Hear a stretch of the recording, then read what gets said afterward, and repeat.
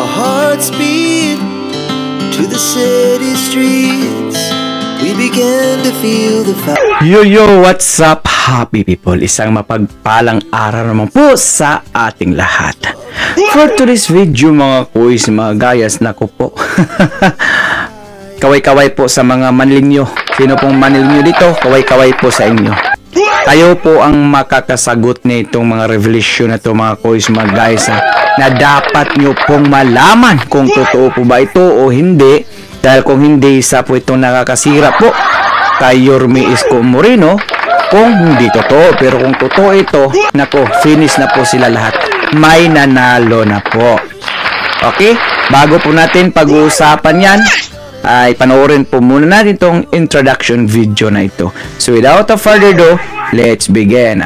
Mega love shout out po, MLSO po sa iyo. Mega love shout out po sa ating lahat, no? Pakisuporta naman po sa ating buting Ma'am Milsey po. Ito po yung YouTube channel niya, mga kuys, mga gayas, na nagsisharing at nag-spread po din siya sa mga legacy at advokasya at sa mga nagawa ni Yorme Isko dyan sa Manila. Yan. So without further ado, let's begin.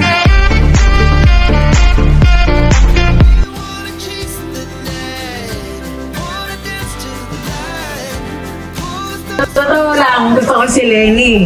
Pero nung mapakinggan ka lahat ng sinabi mo.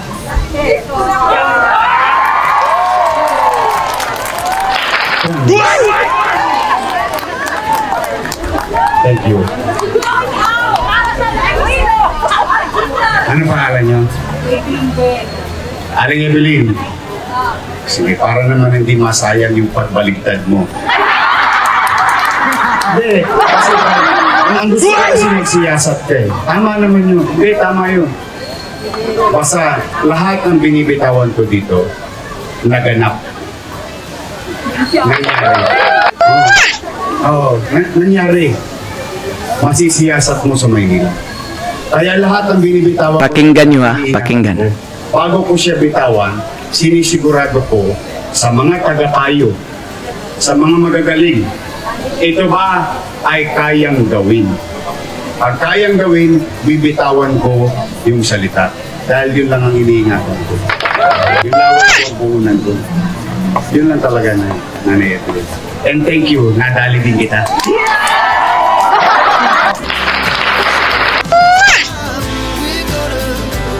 Ayun yung introduction natin, mga kuys, mga guys, no?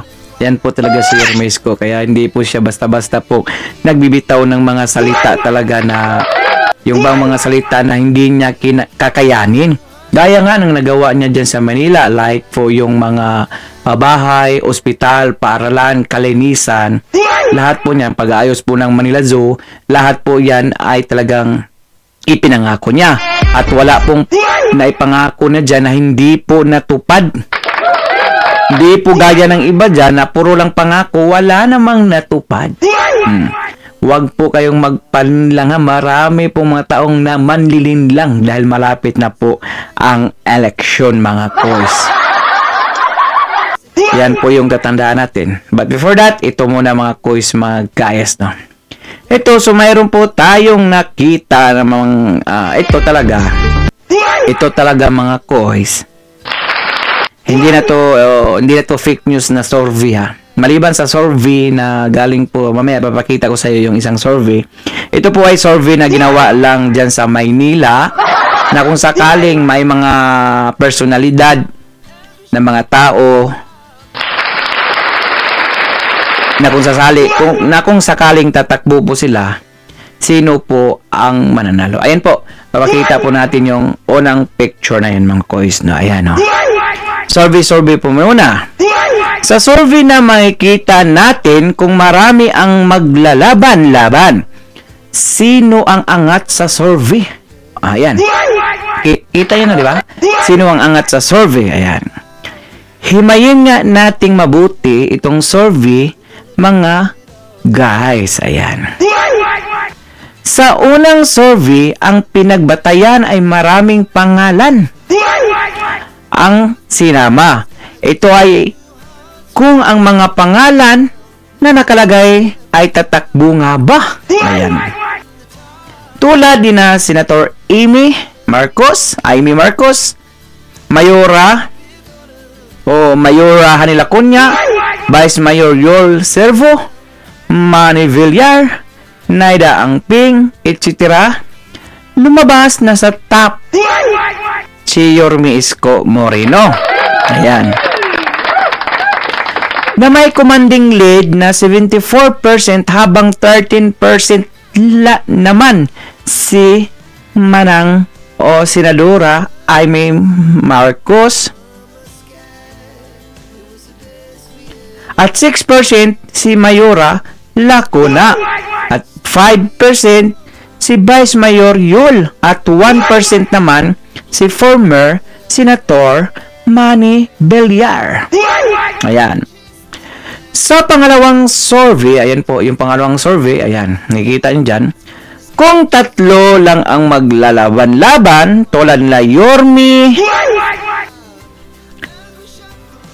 Mayora Hanil Acuña at Senator Amy ang kasali. Makikitang si Yorme ay may 75%, sina Amy 17% at si Mayora ay may 7% lang. Klarong-klaro. Pero, ito ang matindi. At sa palagay ko, ito ang pinaka-inaabangan ng lahat. Ang one-on-one survey ni Yorme Isko at Mayora. Dito ay nilampaso ni Yorme Isko si Mayora. Ayan, nakita nyo dyan sa picture na yan. Yorme Isko ay may 86%, habang si Mayora ay may 8% laang. Ang ibig sabihin, sa bawat 10 Manilinyo na tinatanong, siyam ang nagsasabing Yorme Isko at ang isa ay kay Mayora Hanil Acuña. So, klarong-klaro pa sa sikat ng araw.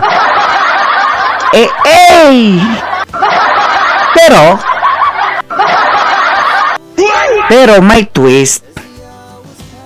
May twist pa nga ang survey na ito. Wala ang pangalan naman ni Yorme. Ayan, sa picture na yan. Wala ang pangalan ni Yorme at Senator Amy at ang Mayor Lacuna naman ang pinagtapat.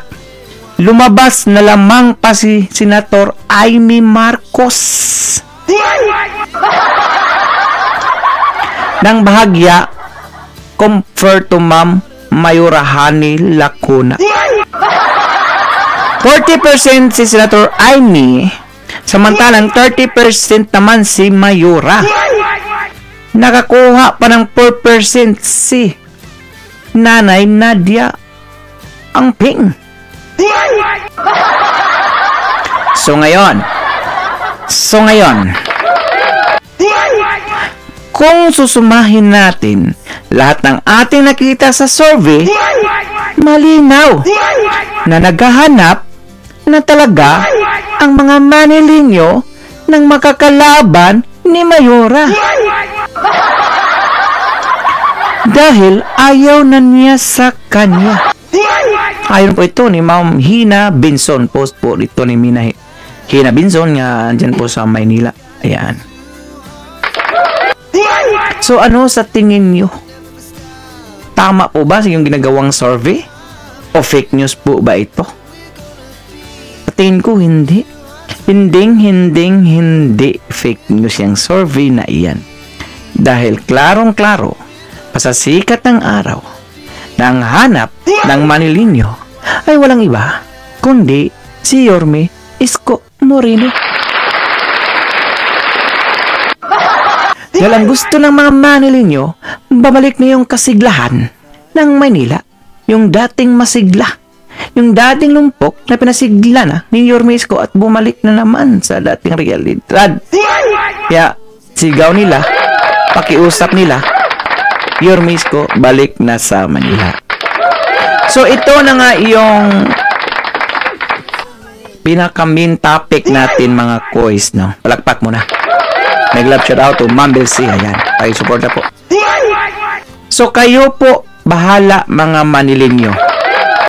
Kayo na pong humusga kung totoo po ba ito o hindi.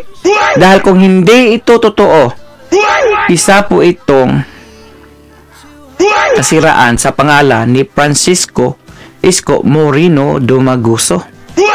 Kayo na po ang humusga kung totoo po ba ito o hindi. Dahil kung totoo ito, gaya ng sinasabi ko, may nanalo na. Huwag na po nating patagalin. Because time is gold. So without further ado, na naman, ito na. Ihahain ko na. Ang napakasarap at presko. Galing pa sa kusina. Sa ugbo ni Yorme Isko Moreno na makikita sa may BGC. O baka hindi pa kayo nakapunta doon. Punta na po kayo sa ugbo ni Yorme Isko sa may BGC. Ayan. Ito na. Huwag na natin patagalin pa.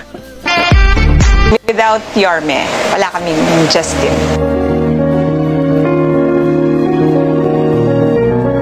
Umpisa, nalaman namin may sakit si Justin na biliary atresia, kinakailangan niyang mag-undergo ng liver transplant. Ang sabi sa amin ng doktor, in 2 years, kinakailangan niyang ma-opera. Kung hindi, mawawala sa amin si Justin. So marami akong nilapitan, mga sinulatan. Meron din pagkakataon na nag-tweet ako sa mga iba't ibang mga government agency and mga artista. Luckily, isa lang ang sumagot sa akin. Nung panahon na yon, siya ay Vice Mayor ng Manila, si Yorme Isko Moreno. Hindi kami resident ng Manila, kaya gulat na gulat kami na ganun yung itinulong niya sa amin. He pledged 2 million pesos para maisalba yung buhay ng anak ko ni Justin. Gusto namin lumaki si Gusto namin lumaki si Justin na makilala niya yung taong tumulong sa kanyang maisalba yung buhay niya. Maraming salamat sa lahat ng naging tulong mo sa akin, sa pamilya ko, lalong-lalo na kay Justin. Kung wala ka, hindi namin makakasama si Justin. So, nakakaiyak naman yun. In fairness, huwag ka. Konsihal pa lang noon si Yorme. Matandaan natin, nung konsihal pa si Yorme Isko, sinong mayor noon, kundi si Irap, si Atienza o si Sir Lim. No. Only Yorme Isko. Hindi yung mayor, konsihal lang. Konsihal lang, nag-donate ng 2 million. Ewan ko ba yun si Yorme? Iba pag mag-donate, hindi piso. Milyones. Mayroon pang isang video. Oh, wait lang ha. Wait lang. Bibitirin ko muna kayo. Natatandaan nyo yung nagpaghasa siya. Yung nagmumulilo siya, mayor pa siya. Milyones yun. Kay Mang Vicky Bilo, yung mga herbal na mga gamot. Oh, mga jug, yun. Jug na mga sportswear, yung mga shirt, pantalon. Tandaan nyo pa. Milyones yun. 10 million. Saan niya idinunit, bibinigay? Doon sa Taal Volcano. Kasi sumabog. Lindol sa Bohol at Davao. At sa may sa Cebu pa. Sumula pa pala noon, talagang yan na po yung advocacy at legacy yan ni Yorme Isko na mamimigay ng mga milyones sa taong bayan. So kayo po, ikaw po ma'am, kung nakikinig ka ron ngayon, pati yung anak mo, comment ka dito kung gaano po katotoo yan. Comment ka po dito, especially po yung mga Manileño. So may isang video pa po. Natanghali po, ako po si Edwin Garcila, siya po si January Martanjo. Ako ay mag-share lang po ng aking kwento tungkol sa ating mahal na Mayor Isko na ngayon ay tumatakbong presidente na kung papalarin ay sana mas marami pa siya matulungan. Taong 2003, July 1, Ito po ang aking anak ay naopera sa St. Luke's Medical Center. At ako po ay humingi ng tulong sa mga konsehal. Siya po ay isa sa nakatulong sa akin nung siya ay konsehal pa lamang.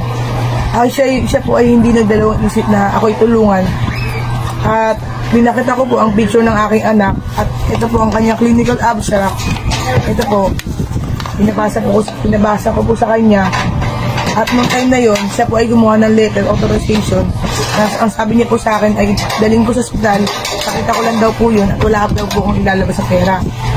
Sa awa naman po ng Diyos, ang aking anak po ay nailabas ko nang wala akong nagastos ni 5, kundi pamasahe lang po pangkain. Kaya ako po ay nagpapasalamat, Mayor Isko. Sana po pala rin kayo manalo maging presidente at marami pa kayo matulungan ng ibang tao. At ang aking anak po ay magpapasalamat dito sa nagawa niyo sa kanya. Maraming salamat po, Mayor Isko, na ako'y tinulungan na kung bata pa ako, na may bukod po sa kwento po ako. At ito ang inyong firma, Mayor. Ito po katunayan na ito yung pinirmahan ninyo. Kaya po, magpapasalamat ka kay Mayor Isko. Mayor Isko, sana po manalo po kayo sa presidente na sana po marami po kayong mga tulungan na tao na nangailangan tao. Ako po yung papasalamat po ulit na tinulungan niyo po yung bata ako. Kaya, siya po ay 19 years old na ngayon at grading student ng Perfecto High School. Sana po, Mayor, malarit po kayo manalo maging presidente. Walang imposible. God first po. Salamat po. Salamat po. So ayun na nga, mayroon na pong nagpatotoo sa mga ginagawa ni Yorme Isko.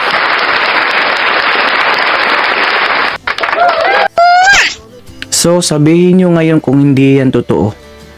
Okay, manilin nyo yung mga tao, yung ikaw, kung ma'am, kung nakarinig ka, yung anak mo, pakikomento po sa video nito.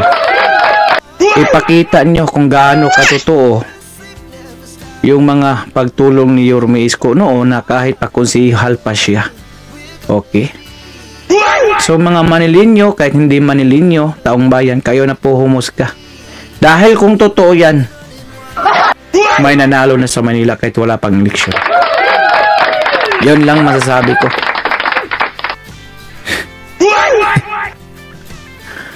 Masasabi ko lang talaga, ibang-iba ka, Yorme Isko Moreno. 1 in a million talaga.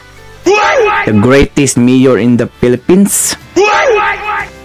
Lahat andyan na. Oh, yung total package na talaga si Yorme Isko. Palakpakan.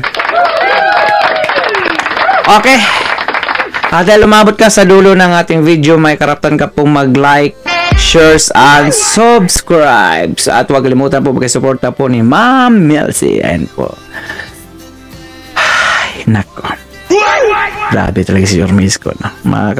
Makakawaw ka naman talaga. So for now, I'm gone. God bless all. Peace. Manila, God first. Pilipinas, God first. So for now, I'm God bless and peace.